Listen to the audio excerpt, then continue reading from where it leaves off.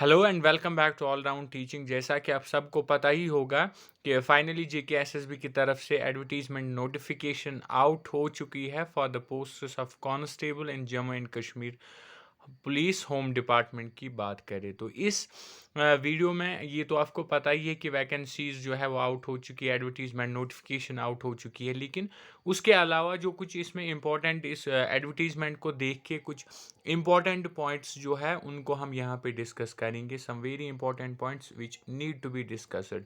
सो कुछ पहले हम डिटेल में देखेंगे एडवर्टीजमेंट नोटिफिकेशन में कौन कौन सी चीज़ इंपॉर्टेंट है आपके लिए, उसको हम डिस्कस करेंगे। और उसके अलावा हम कुछ और points apart from this advertisement related to in fact these vacancies उनको भी हम डिस्कस करेंगे कि क्या होना चाहिए था और क्या है, एंड कैसे हम इस पे प्रोसीड करें और आगे जो है हम क्या करें। So let's start. सबसे पहले अगर हम देखें एडवर्टीजमेंट नोटिफिकेशन जो है आउट हो चुकी है, जेकेएसएसबी की तरफ से नोटिफिकेशन आउट हुई है। जो पोस्ट्स है वो कांस्टेबल है in Jammu and Kashmir police home department में। सबसे पहले अगर हम देखिए यहाँ पे नंबर ऑफ़ वैकेंसीज़ जो है वो है 4002 वैकेंसीज़ है। टोटल जो होम डिपार्टमेंट की वैकेंसीज़ है वो है 4002 वैकेंसीज़। तो इसके अलावा अगर हम यहाँ पे बात करें, नेक्स्ट पॉइंट पे आए जो इम्पोर्टेंट है आपके लिए, तो वो ये है कि फॉर्म जो है वो आप भरना शुरू कर सकते हो 30 जुलाई से। 30 जुलाई से इसके फॉर्म भरने शुरू हो जाएंगे और इसका जो लास्ट डेट रहेगा वो रहेगा 29 ऑफ अक्टूबर, सॉरी अगस्त। इसका जो लास्ट डेट रहेगा वो रहेगा 29 अगस्त, इसका लास्ट डेट है। और जो इसका स्टार्टिंग डेट है वो है 30 जुलाई। दैट मीन्स ऑलमोस्ट एक महीने का टाइम है इन फॉर्म्स को फिलअप करने के लिए आपके पास। सो ये थे और कुछ इंपॉर्टेंट पॉइंट्स जिसको हमने डिस्कस करना था। 4002 वैकेंसीज है जैसा कि ऑलरेडी हमने ऊपर डिस्कस किया। इसके अलावा अगर हम देखें डोमिसाइल की, यहाँ पे बात की गई है डोमिसाइल सर्टिफिकेट आपके पास होनी चाहिए। जब आप इस फॉर्म को फिल करोगे तो आपके पास डोमिसाइल सर्टिफिकेट होना ज़रूरी है, क्योंकि ये एक वैलिड डॉक्यूमेंट है जम्मू एंड कश्मीर यूटी का, और ये आपको कट ऑफ डेट से पहले आपके पास होना चाहिए। कट ऑफ डेट मीन्स यहाँ पे जो फॉर्म का लास्ट डेट है 29 अगस्त, उससे पहले पहले आपकी डोमिसाइल तैयार होनी चाहिए। जिसने डोमिसाइल सर्टिफिकेट ऑलरेडी बनाई है उसको कोई इशू नहीं है, लेकिन जिस भी बच्चे ने अभी तक डोमिसाइल सर्टिफिकेट नहीं बनाई है तो वो आज ही इसको अप्लाई करे, ताकि उसकी जो डोमिसाइल सर्टिफिकेट है वो इशू हो from competent authority before 29 of August. ये इसकी last date, cut off date रहेगी। इससे पहले पहले आपके पास डोमिसाइल होनी चाहिए। तो ये आप आराम से हासिल कर सकते हो अगर अभी भी नहीं है, क्योंकि एक महीने का टाइम है और इसमें 10 दिन मैक्सिमम इसमें 10 दिन लगेंगे डोमिसाइल आपको लेने में। सो इसके अलावा अगर हम वैकेंसीज़ की बात करें, एज लिमिट की बात करें, जो एक पॉइंट हमें यहाँ पे डिस्कस करना था वो था रिलेटिव टू एज। जैसे कि काफ़ी सारे जो एप्लीकेंट्स हैं जो इन वैकेंसीज़ का वेट कर रहे थे काफ़ी टाइम से, वो बोल रहे थे कि हमारा पिछले कुछ साल वेस्ट हुए, काफ़ी सारे रीज़न्स, कोविड या बाकी चीज़ें, delay in exams, delay in advertisement notifications, तो उसकी वजह से वो मांग कर रहे थे कि थोड़ी सी एज रिलैक्सेशन मिलनी चाहिए। लेकिन अगर हम इस एडवर्टीज़मेंट की बात करें और एज लिमिट की बात करें तो बिल्कुल भी कोई रिलैक्सेशन नहीं है कैटेगरीज़ के लिए, कुछ एक आधे को छोड़कर। सबसे पहले अगर हम देखें ओपन मेरिट की बात करें, आपकी एज 18 से 28 के बीच में होनी चाहिए।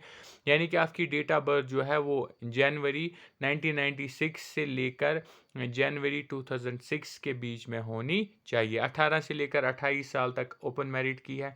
सेम जो यहाँ पे एससी की बात करें, सेम एज क्राइटेरिया है। ST1 की बात करें जो कि ST कैटेगरी को दो हिस्सों में बांटा गया है, सेम एज क्राइटेरिया है।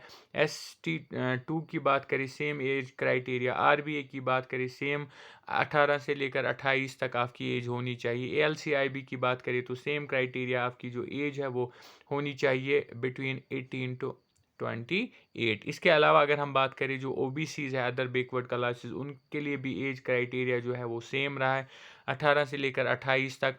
और जो EWS है, इकोनॉमिकली वीकर सेक्शंस, उनके लिए भी एज क्राइटेरिया सेम है। दैट मीन जितनी भी कैटेगरीज़ है और ओपन मेरिट के कैंडिडेट्स हैं, उनके लिए एज में कोई रिलैक्सेशन नहीं है। जैसा ओपन मेरिट में आपकी एज होनी चाहिए, वही आपकी कैटेगरी में भी एज होनी चाहिए। दैट मीन्स एज में कोई भी रिलैक्सेशन किसी भी कैटेगरी को नहीं मिली है। इसके अलावा अगर हम देखें किन-किन को रिज़र्वेशन मिली है एज में, उसमें से जो पहले आता है वो है इन सर्विस पुलिस पर्सनल, जो भी जितने भी ऑलरेडी पुलिस में काम कर रहे किसी पोस्ट पे, उनकी एज जो है वो 18 से लेकर 30 तक होनी चाहिए। यानी कि 2 साल के रिजर्वेशन उनको है। 30 साल तक अगर वो है तो वो भी इस फॉर्म के लिए एलिजिबल है, इस पोस्ट के लिए एलिजिबल है। अपार्ट फ्रॉम दैट बात करें हम गवर्नमेंट सर्विस में जो है कंट्रैक्चुअल एम्प्लॉयमेंट में है, कोई कंट्रैक्चुअल कैजुअल लेबर है या कोई गवर्नमेंट काम और किसी गवर्नमेंट डिपार्टमेंट में है लेकिन पुलिस में आना चाहता है, इस फॉर्म को फिल करना चाहता है, तो उसकी जो एज है वो भी 18 से लेकर 28 तक होनी चाहिए। इसके अलावा जो एस पी ओज़ है उनके लिए यहाँ पे अच्छी खासी रिजर्वेशन मिली है। जितने भी एस पी ओज़ है या वॉलेंटियर होम गार्ड्स है, उनके जो एज है उसमें काफ़ी रिलैक्सेशन है। 18 से लेकर 40 साल तक उनकी जो एज है अगर है तो वो इस फॉर्म को फिलअप कर सकते हैं। इसके अलावा अगर हम बात करें हर एक जितने भी एक्स सर्विसमैन है, एक्स सर्विसमैन की बात करें जिनने किसी भी आर्मड फोर्स में सर्व किया हो और उनकी जो एक्चुअल एज लिमिट है वो भी मैक्सिमम को एक्सीड कर not exceed the maximum age limit prescribe by the post by more than 3 years, he shall be deemed to satisfy the conditions regarding age limit. उनकी जो एज लिमिट है वो क्या है, can should be not be born before after sorry कि 2006 के बाद अगर कोई भी एक्स सर्विसमैन है वो 2006 से पहले पहले उसकी जो डेट ऑफ बर्थ है वो होनी चाहिए। 2006 के बाद वो कंसिडर नहीं किया जाएगा। इसके अलावा अगर हम देखिए जो जिस भी आर्मड फोर्स में उसने सर्व किया है shall be allowed to deduct the period of such service from actual age. जो उसकी age of now actual age होगी उस एज से डिडक्ट की जाएगी कि उसने कितने टाइम सर्विस दी है, और फिर जो एज वहाँ पे बचेगी वो ऊपर वाले क्राइटेरिया के हिसाब से कंसिडर की जाएगी और उसी बेस पे बोला जाएगा कि वो एलिजिबल है कि नहीं है, उसी हिसाब से कैलकुलेशन होगी। नाउ अगर हम क्वालिफिकेशन की बात करें कि कौन सी क्वालिफिकेशन आपको ज़रूरी है अगर आपको ये फॉर्म भरना है, सबसे पहले तो क्वालिफिकेशन जो है वो नीचे एनेक्चर ए में दी हुई है कि क्वालिफिकेशन आपकी क्या होनी चाहिए। जितने भी आपके डॉक्यूमेंट्स हैं, जो क्वालिफिकेशन है या डोमिसाइल है या कैटेगरीज है, अगर आप कैटेगरी में आते हो और आप उसके बेस पे कोई रिलैक्सेशन ले रहे हो तो कट ऑफ डेट से पहले पहले वो सारे डॉक्यूमेंट्स आपके रेडी होने चाहिए। और कट ऑफ डेट मीन्स 29 अगस्त जो लास्ट डेट फॉर्म का रहेगा। इसके अलावा अगर हम देखिए आगे सीधे हम चलेंगे, रिजर्वेशन जैसे कि बिल्कुल है नहीं इसमें कैटेगरीज के लिए एज रिजर्वेशन की बात करें और फीस की बात करें, एक और इम्पॉर्टेंट पॉइंट यहाँ जो है वो है फ़ीस। क्योंकि आज तक जो है एसएसबी का जो फ़ीस था वो 350 रुपीज़ था, 350, लेकिन अगर हम इस फॉर्म की बात करें तो इसमें जो फ़ीस रहने वाला है वो है 700 रुपीज़। 700 रुपीज़ की फ़ीस रहेगी आपको इस फॉर्म के लिए। और अगर आप SC ST1 ST2 या EWS कैटेगरी से है तो आपको 100 रुपीज़ का फ़ी एग्जेप्शन है, यानी कि आपको 600 फ़ीस जो है पे करने ऑनलाइन पे करने हैं जब आप फॉर्म भरोगे। अगर आप फ़ीस नहीं भरते हो तो आपका फॉर्म जो है वो रिजेक्ट हो जाएगा एज पर द रूल। तो 700 जो है इसका फ़ीस रहने वाला है और कुछ कैटेगरीज के लिए 600 इसमें फ़ीस रहेगा। इसके अलावा हम बात करें स्कीम ऑफ एग्जामिनेशन की, तो जैसे कि आपको पता ही है इसमें जो रिटन एग्ज़ाम होता है मल्टीपल चॉइस क्वेश्चन का एक रिटन एग्ज़ाम होता है, एसएसबी जैसे कि करता ही है, जो आपको भी पता होगा और इंग्लिश लैंग्वेज में वो सेट होता है। और इसमें नेगेटिव मार्किंग होती है 0.25 की 1/4 जिसको हम बोलते हैं। और इसके अलावा अगर हम देखें एनसीसी की सर्टिफिकेट अगर किसी भी बच्चे के पास है तो उसको उसी हिसाब से मार्क्स मिलेंगे। यानी कि अगर एनसीसी सर्टिफिकेट होल्डर जितने भी है उनको 5% जो है मैक्सिमम मार्क्स मिलेंगे अब द एग्जामिनेशन फॉर। और अगर आपको बी सर्टिफिकेट है तो आपको 3% मिलेंगे, अगर आपको ए है तो आपको 2% मार्क्स मिलेंगे। इसके अलावा अगर हम फिज़िकल की बात करें, ये भी ज़रूरी है। अगर आप फिज़िकली इस क्राइटेरिया में फॉल नहीं करते हो तो आप फॉर्म नहीं भर सकते। इनफैक्ट फॉर्म भर सकते लेकिन लेटर ऑन आप रिजेक्ट हो जाओगे। फिजिकल स्टैंडर्ड की बात करें, अगर हम सबसे पहले मेल की बात करें तो उसकी जो हाइट है वो होनी चाहिए 5 फीट 6 इंच मिनिमम, और चेस्ट जो है उसका 32 होना चाहिए एक्सपैंड अनएक्सपैंडेड, और जब एक्सपैंड करे तो 33.5 वो होना चाहिए। और फीमेल्स के लिए जो है हाइट 5 फीट 2 इंच होनी चाहिए। और फिज़िकल स्टैंडर्ड में रिलैक्सेशन की बात करें तो जो गोरखा कम्युनिटी है, बोट ट्राइब है, उनको इसमें 2 इंच की रिजर्वेशन मिलती है। तो ये पहले से ही है। इसके अलावा अगर हम फिज़िकल एंडोरेंस की बात करें तो फिज़िकल एंडोरेंस में बच्चों को क्या करना है, जिसको हम फिज़िकल बोलते हैं। फिज़िकल में बच्चों को सबसे पहले रेस होगी, यानी कि उनकी रनिंग होगी 600 मीटर्स उनको दौड़ने होंगे 6.5 मिनट्स में। 6.5 मिनट्स उनको मिलेंगे, उनमें 600 मीटर्स उनको कवर करने होंगे। और वंस जब वो रेस को क्वालिफाई करेंगे उसके बाद उनको पुशअप्स किए जाएंगे 20 पुशअप्स, और नीचे डाउन और ऊपर दोनों को काउंट किया जाएगा कि ये एक पुशअप है। और फीमेल के लिए जो है रेस की बात करें तो 1000 मीटर्स उनको 6.5 मिनट्स में क्रॉस करने होंगे, और उनको शॉर्ट पुट 4 केजी जो है वो फेंकना होगा 14.5 फीट दूर। 3 अटैम्प्ट्स उनको मिलेंगे। इसके अलावा अगर हम बात करें आगे कुछ इंपॉर्टेंट चीज़ें जो है इसमें एक्स सर्विसमैन के लिए भी इसमें थोड़ी सी रिलैक्सेशन है, चाहे हम पुशअप्स की बात करें, रेस की बात करें तो उनके लिए थोड़ी सी इसमें रिलैक्सेशन है, जैसा कि आप इस टेबल में देख सकते हो। इसके अलावा अगर हम कुछ मेडिकल एग्जामिनेशन इसका होता है, जैसे कि आपको पता है सिलेबस जो है वो इस में नहीं मेंशन किया गया, लेकिन हम सिलेबस की भी बात करेंगे, सिलेबस इसमें किस तरह का रहने वाला है वो उस पर भी हम बात करेंगे आगे। डॉक्यूमेंट वेरिफिकेशन जैसे कि होती है डीवी जिसको हम बोलते हैं, डॉक्यूमेंट सारे आपको रेडी रखने पड़ेंगे कट ऑफ डेट से पहले, दैट मीन्स लास्ट डेट से पहले आपको सारे डॉक्यूमेंट्स रेडी करने पड़ेंगे। इसके अलावा हम बात करें आगे, अगर हम चले इंपॉर्टेंट इंस्ट्रक्शंस कैसे हम फॉर्म को भर सकते हैं, जैसे कि JKSSB की वेबसाइट पे आप जाके एडवर्टीजमेंट्स पे फॉर्म फिलअप कर सकते हैं, और एट द एंड आप फीस पे करके अपने फॉर्म को कंप्लीट कर सकते हैं। इसके बाद अगर हम देखिए एक और इम्पॉर्टेंट चीज़, ये जो जितने भी वैकेंसीज़ है अलग अलग डिपार्टमेंट्स में है, अलग अलग पोस्ट्स में है। इनफैक्ट अगर हम देखें कांस्टेबल की पोस्ट है आर्मड और IRP में UT बेस्ड है, कैडर जो है सब पोस्ट का UT बेस्ड रहने वाला है। इस तरह से कैटेगरीज में इन पोस्ट को ब्रेकअप किया गया है, और इतनी 1689 टोटल वैकेंसीज है। क्वालिफिकेशन जो है वो है 10th पास आप होने चाहिए। फिजिकल स्टैंडर्ड में जो ऊपर हमने मेंशन किया, ऊपर जो हमने डिस्कस किया उस तरह का आपका फिजिकल स्टैंडर्ड होना चाहिए। रेस की बात करें, चेस्ट की बात करें और हाइट की बात करें, वो सेम रहेगा जैसा कि ऊपर है। और इसके अलावा अगर हम नेक्स्ट बात करें, कांस्टेबल की पोस्ट है SDRF में UT बेस ये भी रहेगा। टोटल पोस्ट 100 है। इसकी जो क्वालिफिकेशन है वो भी मैट्रिक रहेगी। फिजिकल स्टैंडर्ड टेस्ट और एंड्योरेंस टेस्ट सेम रहेगा जैसा ऊपर हमने डिस्कस किया।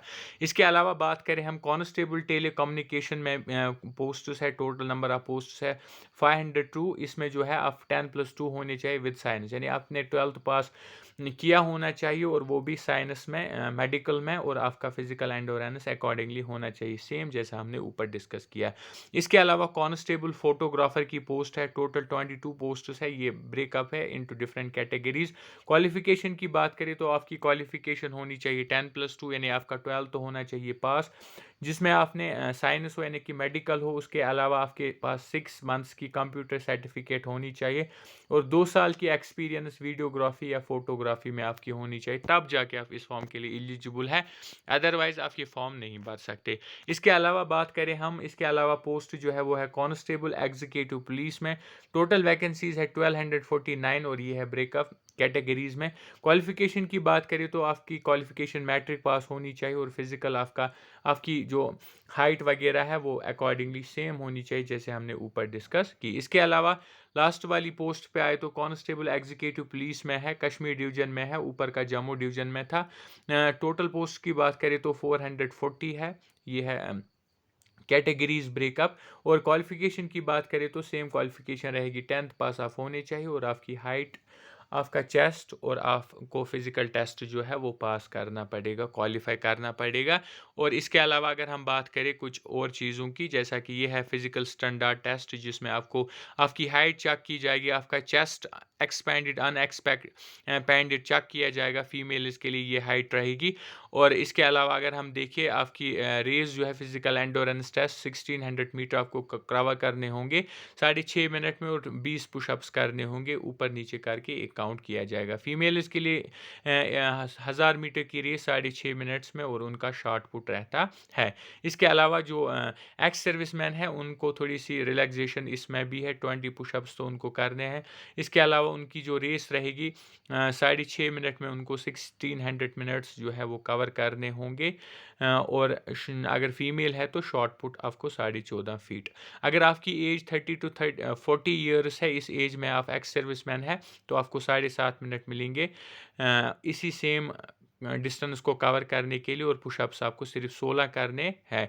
अगर आपकी एज जो है 40 साल से ज़्यादा है तो 8.5 मिनट मिलेंगे इसी डिस्टेंस को कवर करने के लिए, और आपको सिर्फ 12 पुशअप्स जो है वो करने होंगे। तो ये थे कुछ इंपॉर्टेंट डिटेल्स जो हमने यहाँ पे डिस्कस की। रिटन टेस्ट इसका होगा, लेकिन यहाँ पे आपको एक चीज़ याद रखनी है कि जो इसमें सबसे पहले क्या होगा, इसमें फिजिकल टेस्ट्स वगैरह होंगे। आपकी जो हाइट है फिजिकल टेस्ट है, या फिजिकल एंडोरेंस टेस्ट जो इसमें होगा। तो सबसे पहले आपकी जो है हाइट चेक होगी, आपको पुशअप करने होंगे, और उसी दौरान जो है आपकी जो रेस है वो भी होगी। यानी ग्राउंड और ये जो हाइट है और ये जो पुशअप्स है ये एक साथ होते हैं। पहले आपको भागना होगा मैदान में, उसके बाद आपके पुशअप्स होंगे, उसके बाद जो है आपकी हाइट वगैरह चेक होगी, और उसके बाद वंस जब आप इनको क्वालिफाई करोगे उसके बाद आप जाके रिटन एग्ज़ाम में बैठ सकते हो। दैट मीन्स ये जो पहले फिजिकल एंडोरेंस टेस्ट होगा ये जो है क्वालिफाइंग नेचर का है, ये आपको किसी भी सूरत में क्वालिफाई करना है, उसके बाद आप एग्ज़ाम में बैठ सकते हो आफ्टर दैट। तो इस के अलावा क्या होगा, शॉर्ट लिस्टेड कैंडिडेट्स होंगे जो यहाँ से निकल के आएंगे और वो एग्ज़ाम में बैठेंगे। इसके अलावा अगर हम सिलेबस की बात करें तो सिलेबस की बात करें हम, सिलेबस जो है इसमें सेम रहने वाला है। 120 मार्क्स का पेपर बनेगा इसमें, जिसमें कि आपको 2 घंटे मिलेंगे। सिलेबस की बात करें इसमें इंग्लिश होगा, basic English 10th level, grammar included grammar. In fact इसमें हम मैथ देखने को मिलेगा, बेसिक 10th लेवल मैथ मिलेगा इसमें। इसके अलावा इसमें रीजनिंग मिलेंगे, कुछ बेसिक से टॉपिक्स होंगे। इसके अलावा इसमें जो है जीके होगा, जीके एंड करंट अफेयर्स देखने को मिलेंगे।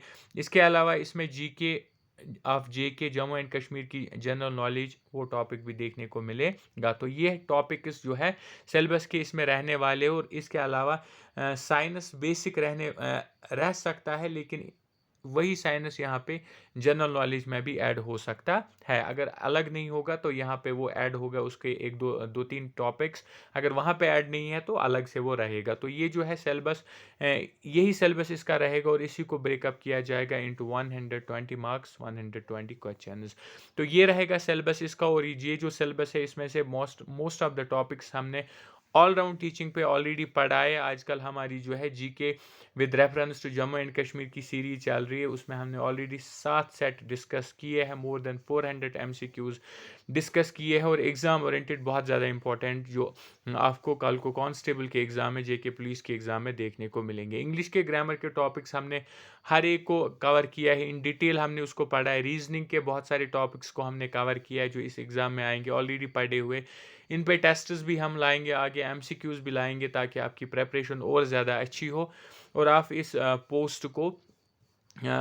पोस्ट के लिए अपॉइंट हो जाओ, अगेंस्ट अपॉइंट हो जाओ। इसके अलावा हम बात करें जीके करंट अफेयर्स पे भी हमने कुछ वीडियोस लाए हैं, आगे भी हम इन पे एमसीक्यू सीरीज़ जो है चलाएंगे, मॉक टेस्ट्स चलाएंगे। रीजनिंग तो चल ही रही है, और बाकी कुछ टॉपिक्स भी ऑलरेडी पढ़ाए हुए। मैथ की बात करें तो इस पे भी हम जो है डिटेल्ड प्रैक्टिस सेट बनाएंगे, ताकि आपकी प्रेपरेशन जो हो वो कंप्लीट हो, क्योंकि ऑलराउंड टीचिंग पे हम हर एक जो रिक्रूटमेंट की अपडेट होती है वो सबसे पहले आप तक पहुंचाते। इसके अलावा हम हर एक कॉम्पिटिटिव एग्ज़ाम की तैयारी आपको कराते, ताकि आप अपने आप को हर एक एग्ज़ाम के लिए प्रिपेयर कर पाओ, और अपने लिए एक अच्छी सी जॉब आप हासिल कर पाओ। सो अगर आपने अभी तक ऑलराउंड टीचिंग को सब्सक्राइब नहीं किया है, do subscribe all round teaching, like and share also. Thank you.